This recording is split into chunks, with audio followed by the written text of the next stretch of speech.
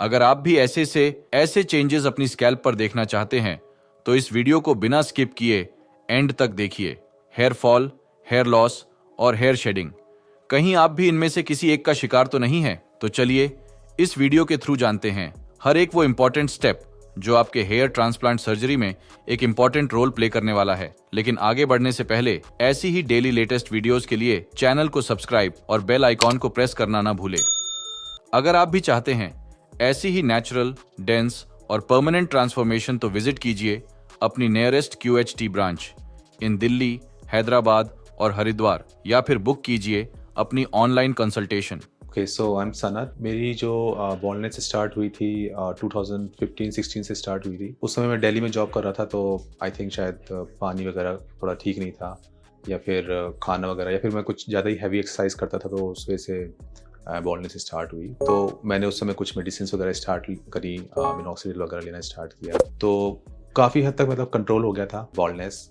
कुछ हद तक मतलब कुछ एक बॉल्ड स्पॉट्स आ गए थे पीछे की साइड में, बट तब भी काफ़ी हद तक कंट्रोल हो गया था उस टाइम तक। फिर 2019 में मेरे को एक बार डेंगू हुआ, और उसके बाद मेरे एकदम से काफ़ी ज़्यादा बाल झड़ गए। उसके बाद फिर मेरे बाल कभी वापस नहीं आए। फैमिली बैकग्राउंड में अगर हेयर फॉल की बात करी जाए तो मेरे पापा के तो बाल बिल्कुल ठीक हैं at the age of 60 as well, और मामा की साइड से उनके बाल अब कम हो गए हैं। आई मीन 60s में जब वो आ गए हैं तो उनके बाल काफ़ी कम हो गए हैं, बट यंग एज में उनके भी काफ़ी अच्छे बाल थे। तो ऐसी कोई फैमिली हिस्ट्री मेरी है नहीं।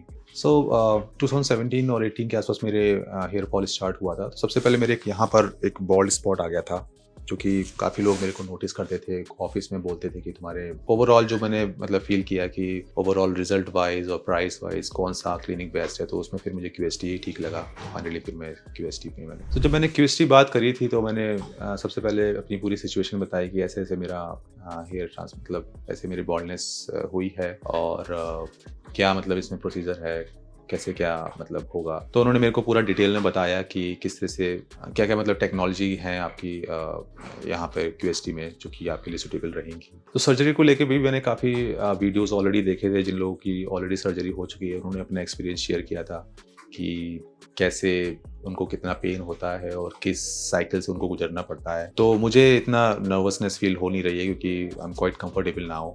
मुझे लगता है कि नॉर्मली ही होगा सब कुछ। सो मेरा हेयर फॉल, अगर मैं साइड की बात करूं तो मेरे ये यहाँ पे रिसीडिंग हेयर लाइंस है यहाँ पे। तो ये तो मेरे काफ़ी टाइम पहले से ही थी। आई थिंक 2012-13 के आसपास ही मेरे ये हेयर लाइंस यहाँ से गायब हो चुकी थी, और यहाँ पे भी अगर देखें तो ये काफ़ी ज़्यादा पीछे तक चली गई हैं। तो ये मतलब एक्चुअली मेन प्रॉब्लम है कि यहाँ से जब मैं ऐसे करके बाल निकालता था, तो अब ये ठीक से मेरे बाल कट ही नहीं पाते हैं, क्योंकि ऑब्वियसली यहाँ बाल कम हो गए हैं काफ़ी। मेन जब मैं बीमार हुआ था, मेरे को डेंगू हुआ था, तो मेरे यहाँ के भी बाल काफ़ी ज़्यादा उड़ गए थे, जो कि आप देख सकते हो यहाँ पे। तो ये बाल जो हैं ये भी अब वापस आना बंद हो गए हैं। मैं काफ़ी ज़्यादा मेडिसिन ट्राई कर चुका हूँ, बट अब नहीं आ रहे हैं। तो इन सबको मिला के मेरे को डॉक्टर ने बोला है कि अराउंड 3500 to 4000 ड्राफ्ट लगेंगे। अभी मेरी डॉक्टर से कंसल्टेशन है, so doctor will let me know that कैसे मेरी हेयर लाइन भी डिज़ाइन होगी, पूरी मार्किंग वगैरह की जाएगी। सो उसको लेके मैं बहुत एक्साइटेड हूँ। Let's see how it goes. तो मेरी अभी सर्जरी स्टार्ट होने को है, so after surgery I let you know that how exactly it goes, कैसा मेरा एक्सपीरियंस रहा और कैसी मेरी सर्जरी रही। यंग एज और डिफ्यूज ग्रेड 5A स्टेज की बॉल्डनेस, ये एक ऐसे पेशेंट की जर्नी है जिनकी स्कैल्प का maximum part thick, long and healthy hair growth से भरा हुआ था, लेकिन इनकी हेयरलाइन कंप्लीटली रिसीड हो गई थी।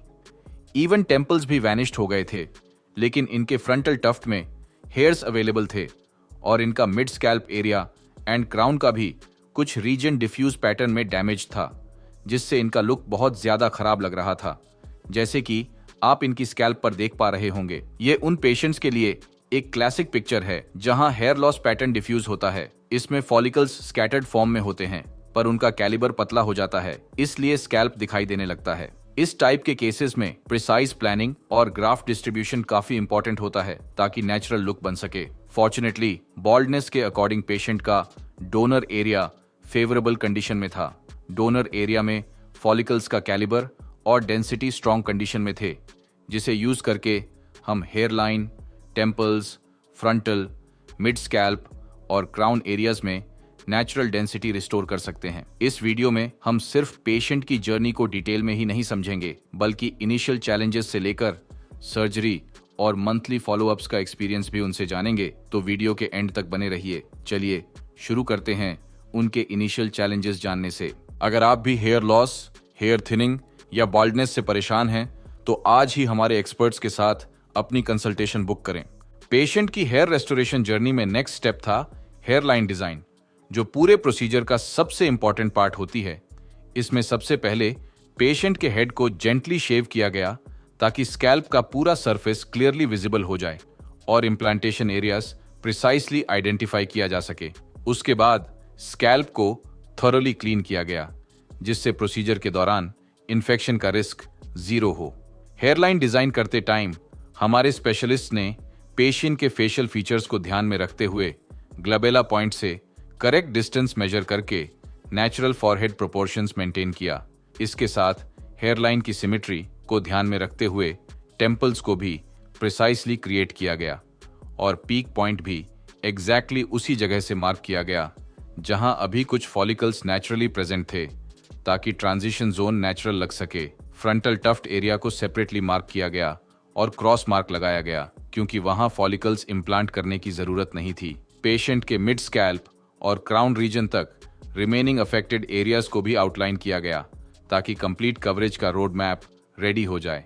ये आउटलाइंस सर्जरी के टाइम पर ब्लूप्रिंट की तरह काम करती हैं, जिससे टीम को पता होता है कि हर रीजन में कितनी डेंसिटी में ग्राफ्ट्स इम्प्लांट करने हैं। इसके बाद पेशेंट की सर्जरी स्टार्ट हुई, जिसे कंप्लीट होने में पूरे 12 घंटे का टाइम लगा और प्रोसीजर कंप्लीट होने के बाद पेशेंट ने अपना एक्सपीरियंस भी शेयर किया। तो चलिए अब पेशेंट से जानते हैं उनके सर्जरी एक्सपीरियंस के बारे में। मेरी हेयर ट्रांसप्लांट सर्जरी कंप्लीट हो चुकी है। इनिशियली मैं अपने डॉक्टर के पास गया था, उन्होंने मेरी हेयर लाइन डिज़ाइन करी। इनिशियली उन्होंने मेरी डिज़ाइन केवल ओवर इधर टॉप एरिया में ही बनाई थी, तो मैंने बाद में कहा कि मुझे ये टेम्पल एरिया भी क्रिएट करवाना है, because it is also my requirement.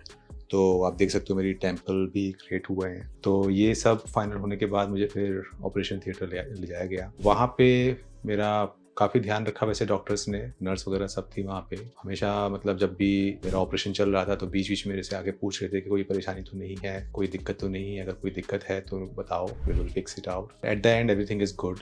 मेरा हेयर ट्रांसप्लांट हो चुका है और सारे मेरे ग्राफ्ट लग चुके हैं। आप देख सकते हो इस पूरे एरिया में मेरे ग्राफ्ट लगे हैं और ये टेम्पल एरिया में भी लगे हैं। टोटल मेरे 4200 ग्राफ्ट लगे हैं। जब मेरी सर्जरी स्टार्ट हुई थी तो उससे पहले मुझे बता दिया गया था कि मुझे क्या क्या करना है सर्जरी से पहले। सो फॉर एग्जांपल एक कंप्लीट वीडियो है यूट्यूब पे अवेलेबल है ऑलरेडी, तो उसमें पूरे इंस्ट्रक्शन दिए हुए हैं कि आपको किस तरह की डाइट फॉलो करनी थी उससे पहले, और अगर आप स्मोकिंग कर रहे हो या ड्रिंकिंग कर रहे हो तो आपको छोड़ना पड़ेगा। नॉन वेज फूड खा रहे हो या फिर ज़्यादा तला भुना खा रहे हो तो वो भी आपको छोड़ना पड़ेगा for the time being. After hair surgery, जब मेरी सर्जरी कंप्लीट हो गई, मेरे को फिर डॉक्टर्स ने पूरा बताया कि किस तरह से आपको मतलब मेडिसिन लेनी है। सो 5 डेज़ की मेडिसिन होती हैं जिसमें आपको एंटीबायोटिक्स वगैरह दी जाती हैं ताकि आपके पेन वगैरह ना हो और कोई इन्फेक्शन का खतरा ना हो, तो इसलिए वो मेडिसिन वगैरह दी जाती है। एंड ड्यूरिंग सर्जरी ब्रेक जो था वो मैंने नहीं लिया था। 2-3 बार मुझे वॉशरूम जाना पड़ा था, तो मैंने डॉक्टर को बोल दिया था कि मुझे वॉशरूम जाना है, तो बस मैंने वही काइंड ऑफ ब्रेक लिया था और बीच में एक रिफ्रेशमेंट लिया था। टोटल 12 आवर मेरी सर्जरी चली थी। सो मेरे अकॉर्डिंग एक्सपीरियंस काफ़ी अच्छा रहा। जिस भी any person who is having a hair loss problem can consider QST because यहाँ पे काफ़ी ज़्यादा friendly environment है, doctors and nurses काफ़ी केयर करते हैं, cost भी काफ़ी affordable है if I compare it with other clinics. So I think this could be a best option for everyone. So yeah, I mean you should choose. So after 1 month मेरा PRP session है, so मैं 1 महीने बाद यहाँ पर आऊँगा, अपनी PRP करवाऊँगा and then I will share you all my experience, कितनी मेरी ग्रोथ हुई है और क्या प्रोसीजर रहा, कितना मेरे को पेन हुआ या किस तरह से मैंने मेडिसिन ली। सो वो सब मैं आपको शेयर करूँगा after 1 month. So wish me best of luck. Thank you QST। Procedure के टाइम सबसे पहले पेशेंट के रेसिपिएंट एरिया में स्लिट्स क्रिएट की गई। स्लिट क्रिएशन एक सर्जिकल स्टेप है जिसमें फाइनल रिजल्ट की डायरेक्शन, एंगल और डेंसिटी डिसाइड होती है। अगर स्लिट्स करेक्टली प्लान्ड और एग्जीक्यूटेड न हो तो ग्राफ्ट सर्वाइव तो कर लेते हैं, पर नेचुरल ग्रोथ पैटर्न अचीव नहीं होता। इसी वजह से QHT क्लिनिक में हम स्लिट क्रिएशन को एक हाई प्रिसिजन स्टेप की तरह ट्रीट करते हैं। हमारे पेशेंट की सर्जरी में QHT quick hair transplant technique का यूज किया गया, जो कन्वेंशनल मेथड से अलग है। इस टेक्निक में फॉलिकल्स को एक्सट्रैक्ट करने और इम्प्लांट करने का प्रोसेस सिमल्टेनियसली होता है। मतलब जिस टाइम ग्राफ्ट्स निकाले जा रहे होते हैं उसी टाइम पर उन्हें इम्प्लांट भी किया जाता है। इस अप्रोच से ग्राफ्ट्स का out of body time significantly reduce हो जाता है और फॉलिकल्स का सर्वाइवल रेट मैक्सिमम हो जाता है, जिससे हीलिंग भी फास्ट होती है। हेयरलाइन जोन में स्लिट्स के इरेगुलर पैटर्न को फॉलो करते हुए सिंगल और थिन हेयर फॉलिकल्स इम्प्लांट किए गए ताकि हेयरलाइन नेचुरल लगे। उसके बाद फ्रंटल एरिया और मिड स्कैल्प में डेंसिटी एनहांस करने के लिए डबल और ट्रिपल हेयर फॉलिकल्स इम्प्लांट किए गए, जिससे वॉल्यूम और फुलनेस अचीव हो। क्राउन रीजन में पेशेंट के एग्जिस्टिंग हेयर पैटर्न को क्लोजली ऑब्जर्व करके नेचुरल स्वर्ल पैटर्न रिक्रिएट किया गया। यहाँ डबल और ट्रिपल हेयर फॉलिकल्स को केयरफुली अलग अलग एंगल्स पर इम्प्लांट किया गया। इस सर्जरी में टोटल 4200 ग्राफ्ट्स इम्प्लांट किए गए, जो पेशेंट के सेफ डोनर जोन से एक्सट्रैक्ट किए गए थे।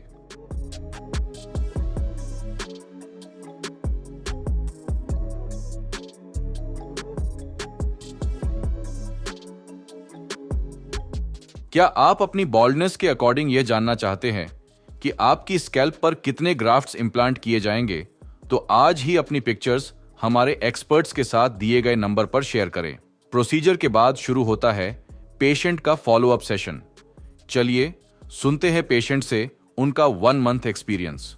मैं यहाँ पर पीआरपी के लिए आया हूँ 1 महीने बाद। मेरा 1 महीने पहले हेयर ट्रांसप्लांट हुआ था। मेरे टोटल 4200 ग्राफ्ट्स लगे थे और मेनली मेरे इस और थोड़े मेरे इस टेम्पल एरिया में ग्राफ्ट लगे थे। ओवरऑल एक्सपीरियंस मेरा काफ़ी अच्छा रहा। जो मेरी बॉल्डनेस थी ये आई थिंक 2017-18 से लगातार चल रही थी, तो इसके लिए मैंने काफ़ी चीज़ें ट्राई करी थी।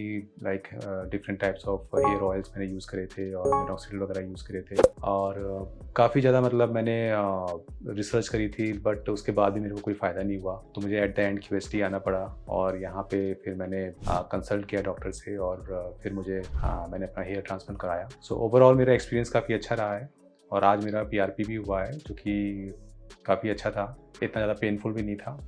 जब मेरे को बॉल्डनेस हो रही थी तो मैंने इनिशियली तो काफ़ी चीज़ें ट्राई करी, उसके बाद मुझे कुछ भी फ़ायदा नहीं हुआ। क्यूएसटी फाइनलाइज़ करने का मेन रीज़न यही था क्योंकि यहाँ पे मुझे जिन लोगों से मेरी बात हुई, डॉक्टर से जो मेरी बात हुई कंसल्टेशन में हुआ, वो काफ़ी मुझे फ्रेंडली लगा। ओवरऑल मतलब अंडर बजट था और रिजल्ट्स भी काफ़ी अच्छे थे, तो इसलिए मैंने फिर एट द एंड इसी को फाइनल करा। जब मेरा डॉक्टर से कंसल्टेशन हुआ था तो उन्होंने मेरे को बताया कि मेरे टोटल 4200 ग्राफ्ट्स लगेंगे। I was okay with it because मेरे काफ़ी ज़्यादा पीछे क्राउन एरिया में और टेम्पल एरिया में ग्राफ्ट लगने थे। I agree with that and उसके बाद मेरा हेयर ट्रांसप्लांट हुआ। ऑपरेशन थिएटर में मेरे को इनिशियली एक एनेस्थीसिया दिया गया था, जिसकी वजह से मुझे कुछ खास पता लगा नहीं। तो मेरा एक्सपीरियंस भी इनिशियली थोड़ा मतलब मैं थोड़ा सा नर्वस था, लेकिन जब मेरा ऑपरेशन हुआ तो मुझे पता भी नहीं लगा कब मेरे इंजेक्शंस लगे। बीच में मैं सो भी गया था। आई थिंक मेरा 12 घंटे के आसपास टोटल जो मेरा ऑपरेशन था वो चला था और बीच बीच में मतलब मेरे को मतलब मैं सो गया था बीच में, फिर मैं उठा था, लेकिन मेरे को पेन वगैरह तो ना के बराबर ही हुआ था क्योंकि मेरे को ऑलरेडी उन्होंने एनेस्थीसिया दे दिया था, तो ऐसी कोई प्रॉब्लम थी नहीं मेरे को। सो ओवरऑल एक्सपीरियंस काफ़ी अच्छा रहा उसमें एंड रिज़ल्ट भी अभी तक जो आया है उससे मैं काफ़ी खुश हूँ। सो आफ्टर हेयर ट्रांसप्लांट मुझे डॉक्टर्स ने बताया था कि किस तरह से मेरे को प्रिकॉशंस लेनी है। शुरू के जो 7 डेज़ होते हैं वो काफ़ी क्रिटिकल होते हैं। मुझे मतलब इनिशियली बता दिया गया था कि क्यूएसटी का एक अलग से एक मतलब एक डिपार्टमेंट है, वो आपको कॉल करते रहेंगे और आपसे पूछते रहेंगे कि कोई आपको प्रॉब्लम तो नहीं है या फिर कोई आपको मतलब साइड इफ़ेक्ट तो नहीं है। आपको मतलब डेली कॉल आता रहेगा उसके लिए। मेरे को जो क्लॉट्स थे वो यहाँ पे जमे हुए थे, तो उस पर भी मुझे काम नहीं करना था। 7 डेज़ के बाद फिर मेरा हेड वॉश स्टार्ट हुआ था। फिर धीरे धीरे मैंने डेली में हेड वॉश करता था, मतलब बेबी शैम्पू से फोम रखता था और उसके कुछ टाइम बाद उसको वॉश करता था। 4 to 5 डेज़ में मेरे सारे क्लॉट्स रिमूव हो गए थे और मैं ऑयल भी यूज़ करता था, कोकोनट ऑयल, जैसे कि मुझे डॉक्टर्स ने बताया था, तो वो भी यूज़ कर रहा था मैं। 20 दिन तक तो मैं डेली वॉश कर रहा था और उसके बाद मेरे फिर शेडिंग फेज स्टार्ट हो गया था, जो कि मुझे पहले ही बताया गया था कि शेडिंग होगी आपकी, और अभी भी मेरे शेडिंग चल रही है क्योंकि अभी 1 महीना हुआ है। तो आप देख सकते हो कि थोड़े मेरे बाल यहाँ पे हेयर्स थोड़े हल्के हो गए हैं। So it is completely normal. एक मेरे को थोड़ा इशू ये हुआ था कि मेरे डोनर एरिया में काफ़ी ईचिंग रहती थी, तो 7 डेज़ तक पहले बताया था कि 7 डेज़ तक रहना चाहिए उसको। तो 7 डेज़ के बाद भी जब ईचिंग रही मेरी, तो डॉक्टर से मैंने कॉन्टैक्ट किया। मैंने कहा कि मेरे ईचिंग हो रही है, तो उन्होंने मेरे को बताया कि आप कुछ और डेज़ के लिए मेडिकेशन आप ले सकते हो। उसके बाद फिर मैं हेयर ऑयल वगैरह लगाता था, तो उससे भी नॉर्मल रहता है। ऑल्दो डॉक्टर्स ने जो मेरे को बताया कि आपका जो हीलिंग प्रोसेस है डोनर एरिया में, तो थोड़ा कई बार कुछ लोगों में वो ज़्यादा टाइम लेता है, कुछ लोगों में थोड़ा कम टाइम लेता है। तो इसीलिए because of the healing process it's itching. या आई मीन मेन जो मेरा जो साइड इफ़ेक्ट जो मुझे फ़ील हुआ है वो ईचिंग का ही था। बाकी सब मेरे लिए काफ़ी अच्छा रहा। किसी लोगों के तो 80 to 90% बाल चले जाते हैं और उसके बाद ग्रो करना स्टार्ट होते हैं। वो मुझे बताया गया है ऑलरेडी और I am ready for it. I mean initially तो काफ़ी अच्छा रहा ही। डॉक्टर्स ने सब कुछ बताया, सारा जहाँ पे भी मेरे को डाउट्स थे वो सारे डाउट्स क्लियर करे। और पोस्ट सर्जरी भी मेरे को लगातार कॉल्स आते रहे कि कोई भी अगर साइड इफेक्ट हो या कोई भी इशू हो तो आप बताएं। सो जैसे मेरा ईचिंग का इशू था, तो मैंने हमेशा उनसे डिस्कस किया कि मुझे क्या करना चाहिए, क्या नहीं करना चाहिए। सो ओवरऑल मेरा experience even before hair transplant और आफ्टर हेयर ट्रांसप्लांट और ड्यूरिंग माई PRP मेरा काफ़ी अच्छा रहा है।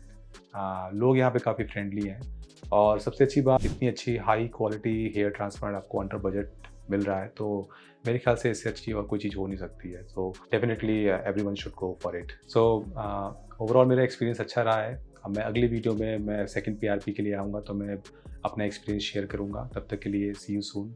फर्स्ट फॉलोअप पर पेशेंट के स्कैल्प पर 60% शेडिंग विजिबल थी, जो कि हेयर ट्रांसप्लांट के बाद का नॉर्मल पार्ट है।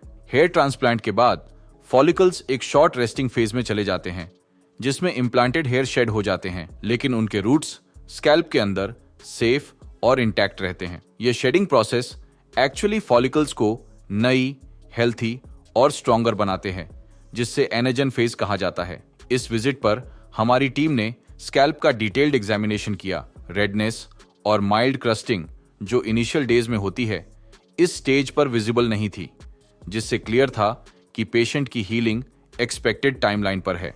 इसी फॉलोअप पर पेशेंट ने अपनी first PRP platelet rich plasma therapy भी ली, जो ग्रोथ को एक्सेलरेट करती है।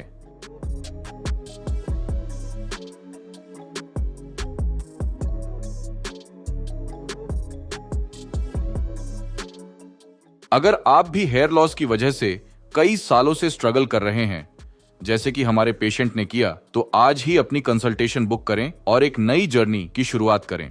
चलिए अब सुनते हैं पेशेंट से उनका 14 महीने का एक्सपीरियंस कैसा रहा। मेरा हेयर फॉल 2019 से स्टार्ट हुआ था। शुरू में मैंने थोड़ी अपनी होम रेमेडीज वगैरह ट्राई करी थी, कुछ मेडिसिन वगैरह अपने आप से ली थी, लेकिन मेरा हेयर फॉल कभी रुका नहीं। तो फिर मैंने थोड़ी रिसर्च करना स्टार्ट करी और फिर मुझे लगा कि QST के रिव्यूज़ काफ़ी अच्छे हैं, तो मुझे यहाँ ट्राई करना चाहिए। तो मैंने डॉक्टर से यहाँ पे आके कंसल्ट किया और फिर यहाँ पे मेरा हेयर ट्रांसप्लांट जनवरी 2024 में हुआ था। ऑल्दो मेरा थोड़ा वर्क शेड्यूल थोड़ा बिजी है, तो मैं बहुत फ्रिक्वेंटली PRP के लिए नहीं आ पाऊँगा, पर मेरे डॉक्टर ने बोला है कि PRP लेना ज़रूरी है हेयर ट्रांसप्लांट के बाद, अगर आप बहुत अच्छे रिजल्ट चाहते हो तो नेक्स्ट टाइम जब मैं PRP के लिए आऊँगा तो डेफिनेटली मैं अपना रिजल्ट यहाँ पे शेयर करूँगा। तब तक आप बने रहिए वीडियो के साथ। Thank you QST।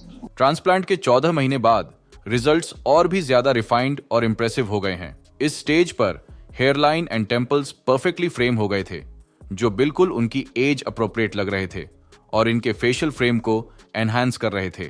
फ्रंटल और मिड स्कैल्प एरियाज में वॉल्यूमिनस डेंसिटी अचीव हो चुकी थी, जिससे फुल और रोबस्ट कवरेज मिल गई थी। क्राउन एरिया में भी स्वर्ल पैटर्न के अराउंड अच्छी ग्रोथ आ गई थी।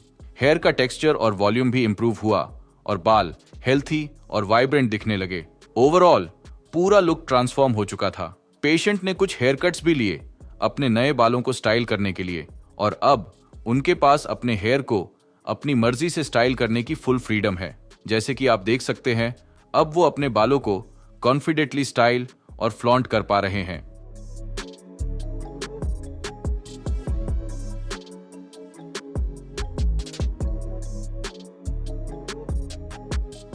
अगर आप भी हमारे पेशेंट्स की तरह अपने लुक को चेंज करना चाहते हैं, तो आज ही हमारे एक्सपर्ट्स के साथ कंसल्टेशन बुक करें।